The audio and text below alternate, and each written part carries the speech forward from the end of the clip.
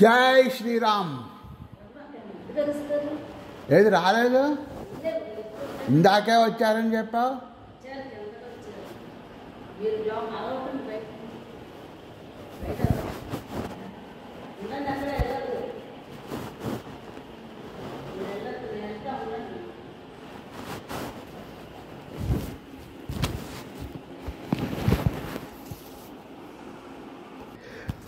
ఏమ్మా బాగున్నావా? అబ్బా అమ్మ దగ్గరికి పోదాం.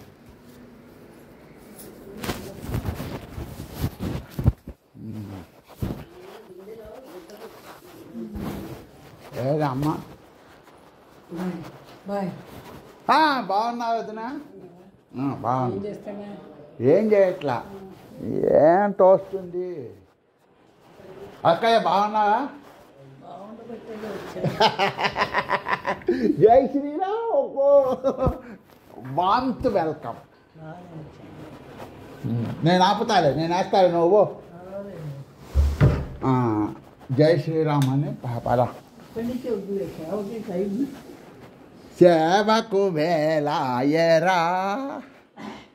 రమణమూర్తి బాగున్నావా? నేనా? నీ దయ వల్ల బాగున్నా. నువ్వు పరమాత్మవి, రమణ మహర్షి.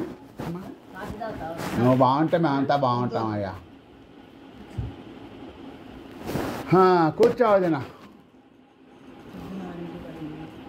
సాయి వచ్చాం వచ్చాం వచ్చాం. అక్కయ్య వాళ్ళ ఇంట్లో ఉన్నారా? అక్కయ్య వాళ్ళ ఇంట్లోనే ఉన్నాం. ఓకే ఇప్పుడు వస్తున్నావా? ఏమన్నాడు? వస్తానన్నాడు. ఏమంటారు? సాయంత్రం అని చెబుతున్నది కదరా. నాకు చెప్పలేదమ్మా సాయంత్రం అని. వస్తాలే అదే మధ్యాహ్నం. అవునులే టైం జరిగేది. ఫస్ట్ సాయంత్రం ఉంటున్నాడు, ఇప్పుడు వచ్చారని తెలియదు. పాపం వాడు వస్తాడని అన్నీ సిద్ధం చేసుకుంది. పాపం నేను చెప్పా వాడు రాడే అని చెప్పా.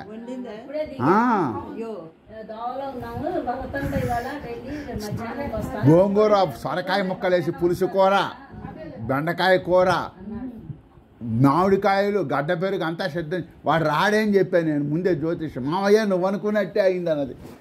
ఎలా వస్తాడు అనుకున్నావే, పెళ్ళాం ఎదురుగా ఉంటే అంట.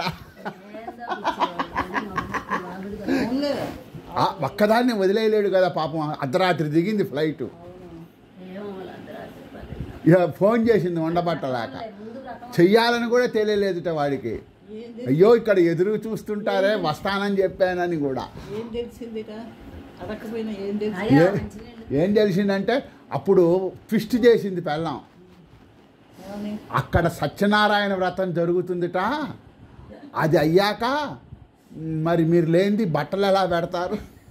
నీ దొప్పలే బట్టలకి నేనెందుకు, నువ్వు తెస్తావు కదా అంటే. అల్లుడు కదా. ముందు ఎవరైనా ముందు సత్యావ్రతం చేసుకుంటారా, షష్ఠిపూర్తి ముందు చేసుకుంటారే? వీడు పెట్టడానికి అది చెప్పడానికి.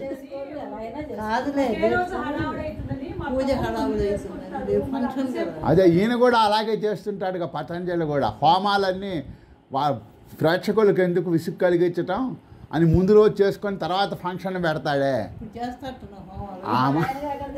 ఇదివరకు చేశాడు కదే హోమాలు. ఇదిగో బాకలాగానే స్థిరత్వం లేదు ఇద్దరికి. కానీ ఎక్కడ సెటిల్ అవుతాడో తెలియటలా.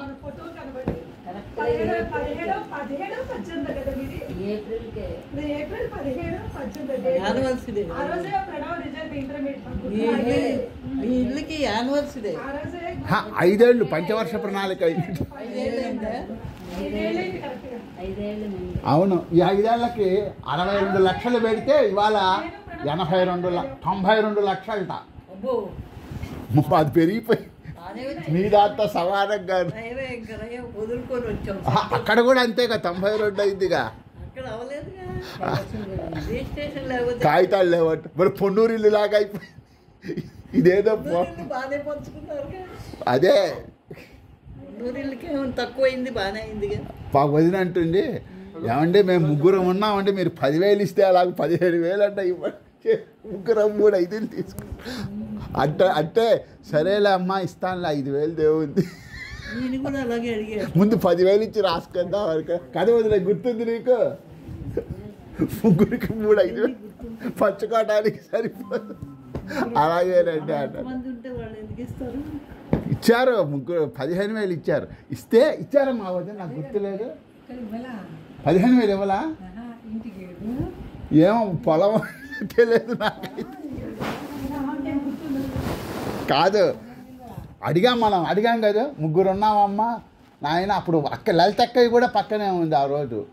నేను లలితక్కయ్య అడిగితే ముగ్గురు ఉన్నాను నాయన మాకు 10. అంటే వాడి ఉద్దేశం ఏంటంటే ఇంకా నయం, ముగ్గురికి 30,000 ఇవ్వండి. వాడు 3-30 కదా మాట్లాడుకున్నాడు. 30,000 ఇవ్వండి అడగలేదని సంతోషించాడు వాడు. ఇచ్చారా వదిన నాకు గుర్తులేదు. 15,000 ఇచ్చారా? ఇవ్వాల. వాళ్ళు ఎందుకు వేస్తాడు? మనందరికి గంటల చేతిలో పెట్టి పంపించాడు చివరికి. గంట కాయించుకోండి. ఇంకా ఏమన్నా ఉంటే చెప్పండి కొనుక్కుంటామన్నారు. నేను అన్నాను మా గుంటూరులో స్థలం ఉంది నాయన అన్న. అదేదో చెప్పండి అంటే అప్పుడు ఒరేయ్ నువ్వు తొందరపడి ఇచ్చావు కానీ అది ఉంటే ఇప్పుడు పంచుకునే వాళ్ళం కదా మనం ముగ్గురు అంటుంది. అదే శేషమా అక్కడ కొన్నాను కదే, అది సావిత్రక్కయ్యకి ఇచ్చాక భూదానం అని. అదే రిసార్ట్లు ఇస్తారు భూదానం. అదే హనుమాయమ్మ గారిదే. ఆ స్థలం నువ్వు తొందరపడి ఇచ్చావు కానీ లేకపోతే వాళ్ళు పంచుకునే వాళ్ళం కదా అంటున్నది ఆవిడ. అన్నది అంటే నేను అన్నాను నేనేం మాట్లాడాల. ఏం మాట్లాడతా అలా ఎందుకంట. ఇదిగో ఆవిడ పలు వచ్చి కూర్చోవడం బాగుంది. చక్కగా వచ్చి కూర్చొని ఇదిగో అబ్బాయి నా దగ్గర 1000 పాండు అక్కడ పెడుతున్నారు, ఎవరెవరి దగ్గర ఏ పాటు ఉన్నాయి తెచ్చిపెట్టు తను అంటే పాప ఈవిడ అటు ఇటు తిరుగుతున్నది. ఏమి ఇవ్వాలో తెలియక. నేనేంటి ఏమమ్మా నా బాండు ఖర్చు అయిపోయింది, కంచికి తీసుకొచ్చాడు అమ్ముకోడన్న. ఇటు చూడు నా వాటా 3,000 నా వాటా బాండు అయిపోయింది, కంచికి తీసుకొచ్చి ట్యాక్సీ ఖర్చు. సరేలేరా నిన్ను అడగలేదుగా అంటూ అటు ఒక్క చూస్తున్నది. ఈవిడ అటు ఇటు తిరుగుతున్నది లోపల. ఆవిడ కూడా తెచ్చిచ్చింది. ఇదిగో అబ్బాయి బాండు అది 10,000 5,000 బాండు 10,000 అయింది. అది దానికి వచ్చింది నాకు మీరు రండి మీరు వారసులు అని వచ్చింది. వస్తే పోతే ఆవిడ వెళ్ళి పోలీస్ కంప్లైంట్ అక్కడికి వెళ్ళి కూర్చుంది. ఇలా కంప్లైంట్ ఉంటే ఎవరండి అన్నాడు. సరే ఇస్తానన్నాడు. అంటే అప్పటికి నమ్మలే. ఇస్తానన్నాడు కదమ్మా మహానుభావుడు అంటే అప్పుడు వెనక్కి తీసుకుంది. రాగానే ఆవిడకు ఒక కట్ట అతను విసిరేశాడు, నాకు ఒక కట్ట విసిరేశాడు. పాపం ముందు ఇచ్చిన 10,000 అటు విసిరేశాడు. ఆ తర్వాత నాయనా వాడిని నమ్ముకోను నిన్ను నమ్ముకుంటానని ఇలా చెయ్యేసి నడుస్తూ కాటయ్య మీద. వాడు హడావుడి వాడిని నమ్ముకోను నేను ముందు పోతాను ఆవిడ పిచ్చి. కానీ సరేనండి పాపం వచ్చాడు అలాగే ఏం మాట్లాడుగా పొంగి. నేను పొల్లయ్య గారి ఇంట్లో భోజనం చేసాను, అమరయ్య గారి ఇంట్లో. ఆవిడేమో అక్కడ చేసింది, గొల్లపూడి సుబ్బరామయ్య ఇంట్లో చేసింది. ఒరేయ్ నాకు అట్లేసి పెట్టిందిరా, మేము ఇదివరకు ఆడుకుండే వాళ్ళం, ఎదురెదురు కదా పొల్లయ్య గారు. నువ్వు కూడా ఉంటే నీకు కూడా వచ్చి నువ్వు తొందరపడి పోయావు కానీ కూల్ డ్రింకులు తెచ్చిపెట్టాట వాడు. అమ్మాయి కూల్ డ్రింకులు తెచ్చిపెట్టాట. ఆ రోజు నేను 3 గంటలకు పోతేనే పొలం అమ్మినప్పుడు కూల్ డ్రింకులు తెచ్చిపెట్టాట. మేము నువ్వు ఉండలేదు కానీ మేము హాయిగా 5 గంటల దాకా ఉండి కూల్ డ్రింకులు ఎన్నైనా పెడతాడు. వాడు చౌకగా వచ్చింది. అంటే ఆయనకి దీంట్లో రాలేదు, ఆన్లైన్లో బలాన్ని సెంటర్ రాలే ఆయనకి. కార్డ్ అయితే ఇప్పుడు పే చేసుకోవచ్చు. కార్డ్ మీద నెంబర్ తోటి చూస్తే తెలుస్తుంది. అదే సంగతి. చూస్తే తెలుస్తుంది. కార్డు ఎక్కడో లోపల పెట్టారు. నీది కూడా ఇస్తాను. మేమేం పోయి ఓటే నేను ఎప్పుడు వేయను, చాలా రోజులు నేను ఎప్పుడో విజయవాడలో ఉన్నప్పుడు వేసుకున్నారు. విజయవాడలో కూడా వెళ్ళాలి. ఎప్పుడో సత్తెనపల్లిలో ఉన్నప్పుడు ఒక్కసారి వెళ్ళా. అదే వెయ్యాలి కదా. ఈసారి పోటీ కొన్నూరులో ఒకసారి అది కౌన్సిలర్ 3 సార్లు వేసారు. కిందసారి మైసూరులో ఉన్నప్పుడేమో అల్లుడేసాట ఓటు బీజేపీకి, ఇప్పుడు కూతురేసింది బీజేపీకి. నేను అన్న 300 యూనిట్లు ఇస్తాట వాడు ఫ్రీగా. ఏమనుకున్నావు అన్న? మా అమ్మాయి బీజేపీ 2 గంటలు నిలబడి మరీ చేసింది. అల్లుడికి ఓటేస్తానన్నా ఇవ్వలేదుట టైం, అంతగా బిజీగా పిలిచారు పాపం. నేను అన్నాను ఎవరికేస్తావే ఓటు అని అడిగా. చెప్పకూడదండి దాని స్టైల్. చెప్పచ్చులేమ్మా నాకు చెప్పు తండ్రిని కదా అన్న.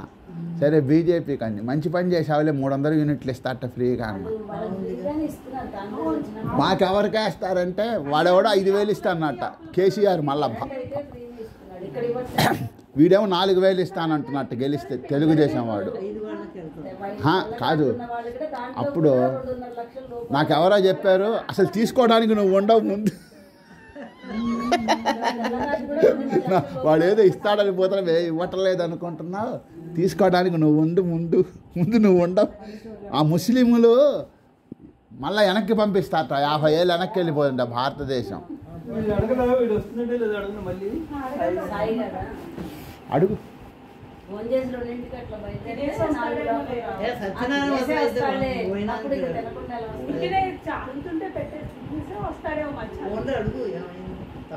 వస్తానన్నాడు కానీ టైం సాయంత్రం అన్నాడు. ఇప్పుడు 70 ఏళ్ళు ఎవరికి వచ్చాయి? ఈ కొత్త వృద్ధ దంపతులకా? ఓ బాగుండే. నేను ఇంకా షష్టి పూర్తి సప్తపది చేసుకుంటున్నాడు అనుకుంటున్నా. పెళ్ళాంకి ఆయనకి ఈమె పెళ్ళాంకి చేస్తున్నారేమో 70 ఏళ్ళు వచ్చాయి. వదినా నీకు నాకు 70 ఏళ్ళు వచ్చేసాయి. నీకు వచ్చాయిగా వదినకి చెయ్యి. 70 ఏళ్ళకి ఏదో చేస్తారట. విజయవాడలో చవకగా చేస్తారట. విజయవాడలో చవకగా చేస్తారట వదిన. ఘంటసాల కళాశాలలో కాళేశ్వర శర్మ గారు బయట 10 లక్షలు అవుతుంది. అది 10,000గా చేస్తారు. కంచి నుంచి తెప్పిస్తారట మా బట్టలు 4,000. ఆ 10,000 4,000 నీకే వస్తాయి పట్టు. మిగిలిన 6,000 పొద్దున్న టిఫిన్ పెడతారట, మధ్యాహ్నం భోజనం పెడతారు, సాయంత్రం టిఫిన్ పెడతారు. 3 రోజులు కార్యక్రమం అంట. మరి 108 మంది పోగేసుకురమ్మన్నారు. 58 మంది అయ్యారు. ఇంకా మిగిలిన వాళ్ళు ఇప్పుడు అవి 70 నిండాలట. సప్తపది కదా నీకు నిండుతాయిలే. అక్టోబరా? నాకేమో జూలై 26. సప్తపది కాదు దాని ఏదో అంటారు రా సప్తతి. మళ్ళా మనిషి ఆయుష్ 120 ఏళ్ళుట. మళ్ళా మనకి అది చేస్తే ఆ దేవతల ఆయుష్ మళ్ళీ మన అనుగ్రహిస్తారు. మళ్ళీ ఇంకొక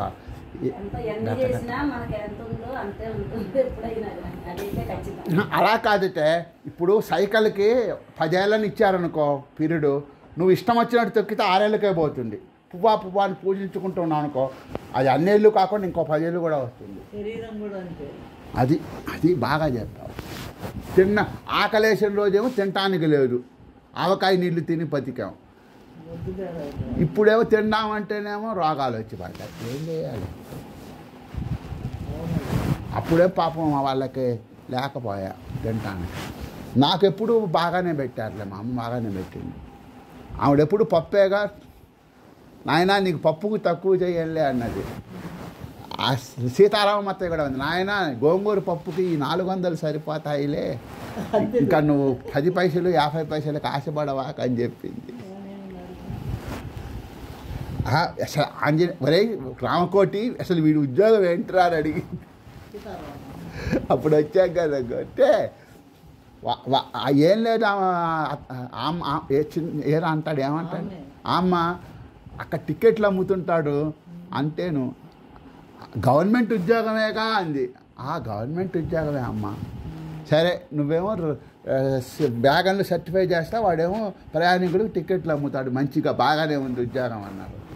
కక్కాయి అన్నాడు ద్రోణాచలంలో వాడి పేరేంటి సుబ్బారావు, కర్నూలు వెళ్తున్నారు అందరు పెళ్ళికి, నన్ను కూడా రమ్మన్నారు.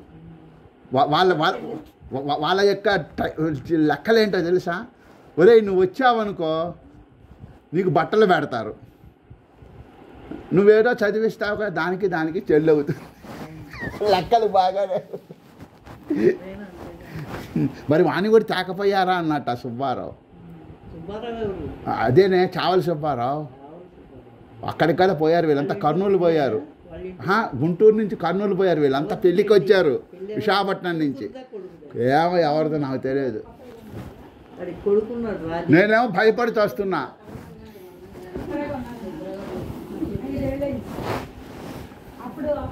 అది అంటుంది రాఘవ, మీ రేపు పొద్దున వాడికి ఏదన్నా అయిందనుకోండి, మీరు ఉద్యోగం ఇప్పించలేకపోయారు కానీ తీసేయటం మాత్రం చేశారని తిడుతుంది ఆవిడ. ఎందుకు వచ్చింది అబ్బాయి భయపడుతున్నాడు. ఒరేయ్ చెప్పరా, స్టేషన్ మాస్టర్కి చెప్పమంటారు, రంగనాయకులు ఉన్నాడు. నేనేం భయపడి కాస్తున్నా, ఏం చేయాలో తెలియక ప్రాక్టికల్ ట్రైనింగ్కి వెళ్ళా కదా. సరే నన్ను వదిలేశారు. ఆ టైంకి 2 పిల్లలు వచ్చారు, ఎవరో తమాషగా ఆ పిల్లల మీద వదిలేసి వెళ్ళారు ఆ ఇల్లుని. ఆవిడే మడిగా పెట్టుకున్నదికి పచ్చళ్ళన్నీ కామేశ్వరత్తయ్య. ఒరే వాడి జోలికి పోవాకరా అన్నది.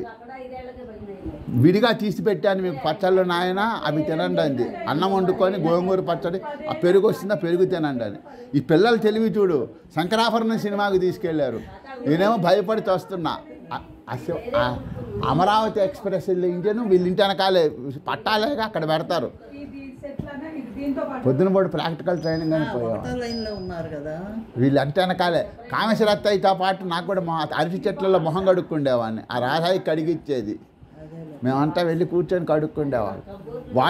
వాడే రాంకోటయ్యే లెట్టిన్ ఎలా పోవాలో చెప్పేవాడు. ఆ గుంటలో పడేట్టుగా కూర్చోవాలట. వాళ్ళు లెట్టిన్లో అందులో పడేట్టుగా కూర్చోవాలట అంటాడు. ఒరే అది కూడా మా అబ్బాయితో మాట్లాడుతున్నావుగా మాట్లాడంటే అప్పుడు అన్నాడు రామలింగం అదిగో మా అబ్బాయి అన్నది. నేను వచ్చా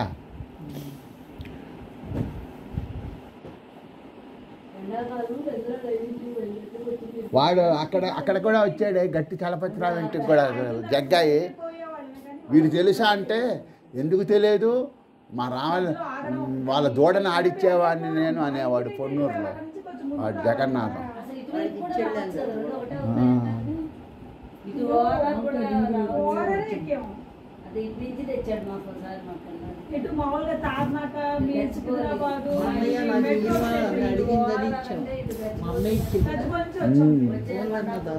కానీ మేము వెళ్ళిపోగానే అమ్మేసారు 14 రూపాయలు. ఇంటికి సాయితో మాట్లాడావా? రాధికకి చెయ్యి, నీ ఫ్రెండ్ ఇప్పుడే వస్తాడంటావా? వస్తా అన్నాడు ఇంతకీ, సరే అన్నాడు కానీ చెప్పలా వస్తున్నారా. పోన్లే ఎప్పుడప్పుడు రానిలే, వచ్చి ఏం చేస్తాడు ఇక్కడ హడావుడి. రాత్రి భోజనాలకే వేసుకుందాం వాటి. అదే సత్యనారాయణ వ్రతం చేశాక అన్నం పెట్టకపోతే ఎలాగో సత్యనారాయణ ప్రసాదం తీసుకోవాలి, సెంటిమెంటు. ఎవరెవరు వచ్చారో? వాళ్ళిద్దరే వచ్చారా? నాకు తెలియదు, నన్ను రమ్మని చెప్పలేదు వాళ్ళిద్దరు. అదే నాకు అర్థం కాదు. 10:30 అయింది ఇంటర్నేషనల్ ఎయిర్పోర్ట్, ఇప్పుడే బయటకు వచ్చామన్నారు. అల్లుడు కూతురు పోన్లే పాపం. ఇప్పుడు నేను పోదాం అనుకున్నా అక్కడ లోనవాలలో. పిలవకుండా ఏంటి, బంధు మిత్ర సపరివారం అంటారా, మేక తోక కూడా తీసుకురమ్మంటారు. అదిగో ఆవిడ మేక, నేను తోక, అందరం కలిసిపోతాం, దడుచుకుంటారు. పిలిచిందేవో వియ్యపురాళ్ళని ఏంటి 10 మందిని పెట్టి. అబ్బాయి ఎవరు? మీ అబ్బాయి ఎందుకు పిలుస్తాడే? ఆయన పిలిచాడా అని చక్రం ఆయన కదా మనకి ఇంపార్టెంట్. చక్రం పెట్టు ఆయనగా పిలిచింది. ఇప్పుడు ఎవరు పిలిచారు నీకు? వాళ్ళ పిలిచింది ఆ షెడ్యూల్ కాస్ట్ పెళ్లి చేసుకున్న పిల్లాడు పిలిచాడా? అవును, మన వాడికి నమ్మిన బంటు కదా ఈ ఊళ్ళో, వాడే చూసేది రియల్ ఎస్టేట్. మొన్న వచ్చాడు ఇంటికి, వస్తే నాతో బాగా మాట్లాడాడు. ఎక్కడో ప్లాట్లు చూపిస్తానని తీసుకెళ్ళాడు, పొద్దున్నుంచి సాయంత్రం దాకా తిప్పాడు వాడిని.